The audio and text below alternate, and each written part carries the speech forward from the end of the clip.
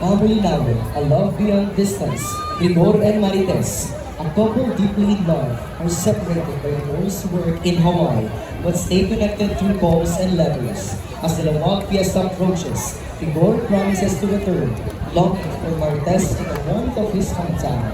On the festival day, Marites waits anxiously at the airport, and when Rigor arrives, they embrace with pure joy. Amidst the lively celebrations, Rigor kneels before St. William's image and asks Marites to marry him, to which she tearfully says yes. Hand in hand, they celebrate under the Pamulinawin song, a timeless symbol of their enduring love. Contingent number 4.